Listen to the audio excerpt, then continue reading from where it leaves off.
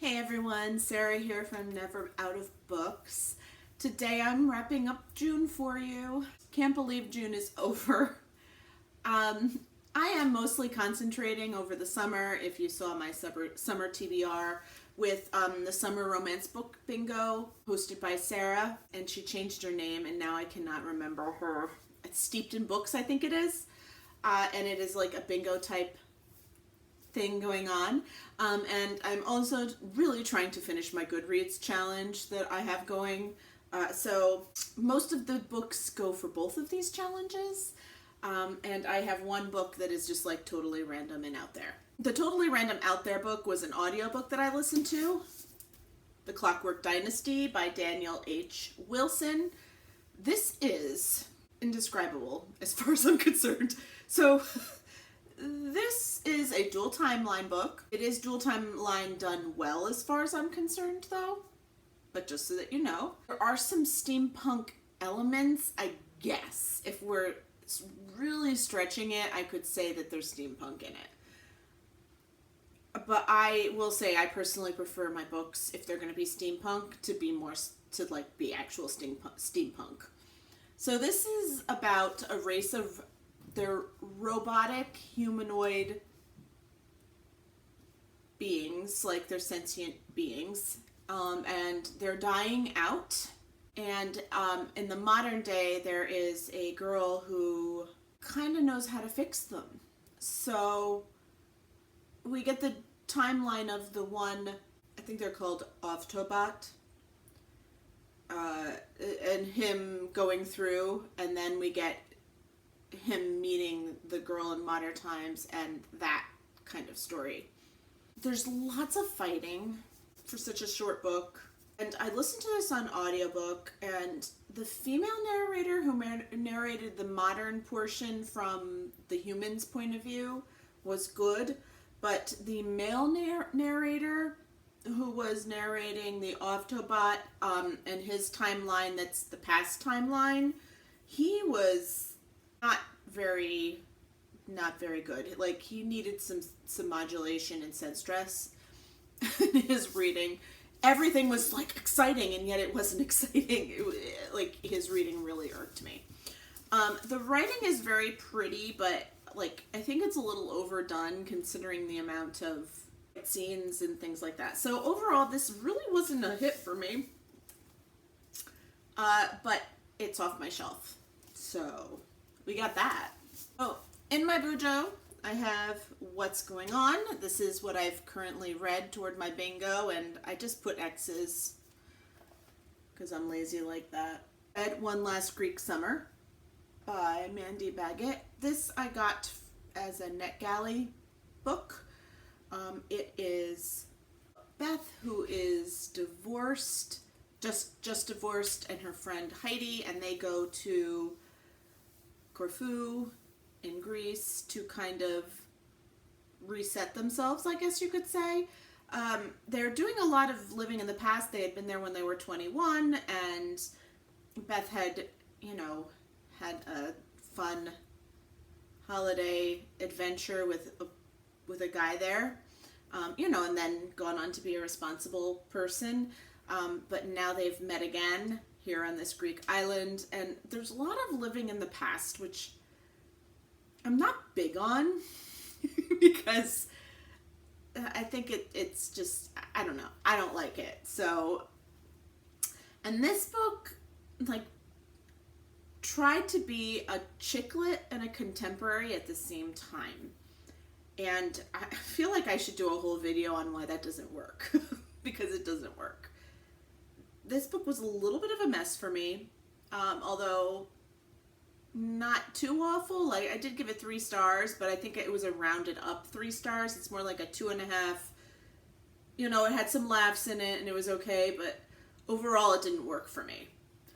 One Last Greek Summer was read for the prompt of a new release because it just came out this past week. I read The Ends of the World by Maggie Hall for a purple cover, obviously. But when I picked this up at first, because it's the third in a trilogy, I realized I needed to read the other two books. So I did actually read the other two books. At first I thought I was just going to skim them, and then I ended up getting into it again. So I read The Conspiracy of Us and Map of Fates. I read that. So although this one was the only one that counted for my book bingo or for anything, these did count as actual reads, and they're very pretty. Overall, this series is a 4-star series for me. I really enjoyed it. In these adventures, there is some romance, there is some love triangle going on. I will throw that out there. But this has like the secret society and like unlimited funds and resources. So if those sorts of things are intriguing to you, you might enjoy this series. If you despise love triangles, then you might want to stay away, like if you have zero tolerance. But if you like some of those other things, the love triangle isn't too awful. And this is a really underhyped series on here on BookTube as far as young adult goes.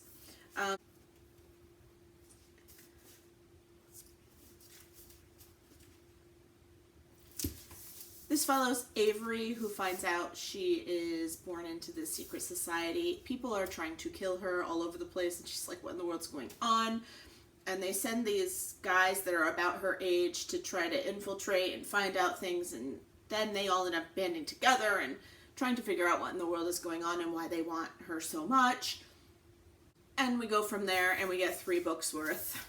And it's, like, again, I liked it. It was good.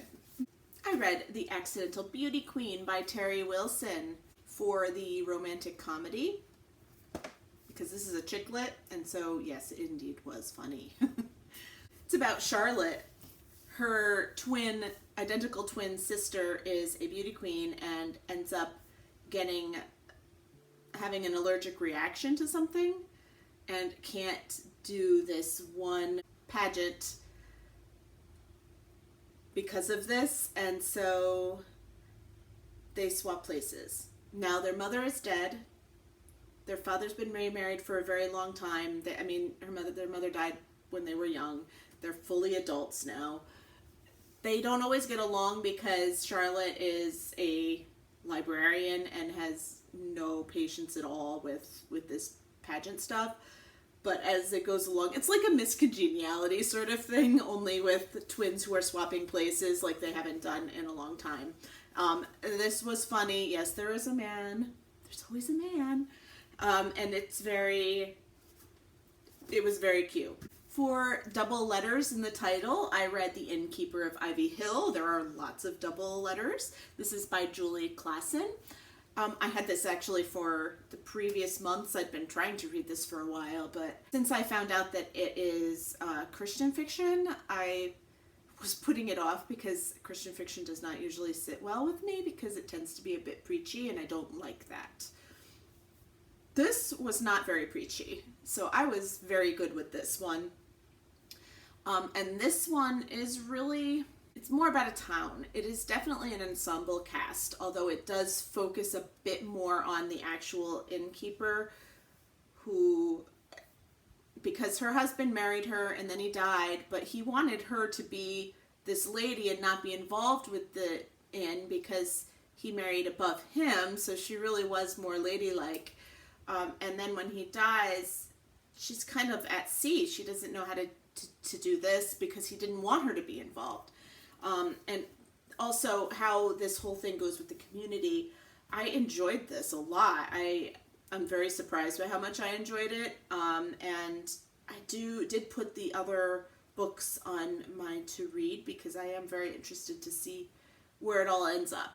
For To Read a Standalone, I read The Overdue Life of Amy Byler by Kelly Harms. This is about Amy. She is a librarian in a private school. Her husband had left her 3 years ago to have a midlife crisis in overseas somewhere, and she was left struggling with raising the 2 kids and having money and all of that. He was not paying any child support, any of that. So he comes back, he's all apologetic, he's sorry, and he wants to take the kids for some time, and she wants to go to a library conference. And it ends up being this big thing. You know, he ends up having the kids for the summer. She ends up having a Momspringa, they're calling it, and trending on Twitter and things like that. And she is definitely like a type A personality, so this was very difficult for her to leave her kids. And then things happen at the end of the book that were very interesting. And of course she meets a guy, a librarian, and she also has this great idea for getting kids to read, and so there's some of those aspects in there as well. It's not all about, you know, the love and the romance in her life. And she makes some friends and rekindles old friendships and comes to a more balanced view of motherhood, which was, and it was an enjoyable book to read. I gave it 4 stars. Then I had a little bit of a snafu because I had 3 books that I was going to read in a series that all started with you and that were going to hit all my challenges and were all great. And then I realized neither of the libraries that I belong to have them, and I was not buying them. So I had to go and find some other things. So I just grabbed a couple of books. And the first one I read was An Unbroken Marriage by Penny Jordan. This is for a Harlequin category romance because it is a Harlequin Presents. This was actually written in the 80s, and it reads like a 1980s rapey thing. I did not like it. It was slightly offensive to me. It was not good. I wouldn't recommend it if you can't stand like the rapey, kidnappy sort of stuff that used to go on back in 1980s romance novels. A book published in August of any year, I read If I Only Had a Duke by Lenora Bell. This is the second book in a series. I think I did actually read the first book, surprisingly enough. But it is the Disgraced Duke series. It's about Lady Dorothy, who was disgraced in the previous book and had been sent to Ireland with her aunt to, you know, kind of get her out of town, and then they bring her back. She is not really suave with the men at all. Very smart and very, but like stumbles all over her words when she talks to men. So she's not really great with the men. Garrett has his own things going on, but when her mother is still trying to force her to marry any duke, and like these old geezers, and her grandmother, then they want to send her to live with her grandmother, who's horrific and is terrible, and it's going to be awful for her. She decides to like blackmail this Garrett into taking her back to Ireland. Again, enjoyed it. I love historical romance. It's kind of my thing. And this one made me laugh a little bit, and it wasn't too off the charts. Like it was good, solid, and I liked it. And so that's kind of where I'm sitting right now when it comes to the Summer Romance Book Bingo. I am currently reading 2 books, one on audio. I'm doing the Da Vinci's Tiger by L.M. Eliot.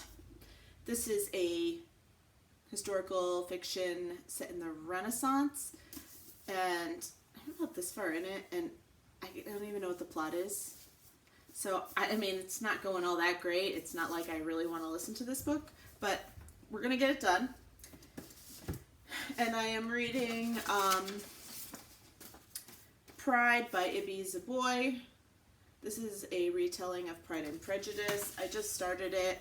So far, it's good. It's a young adult book.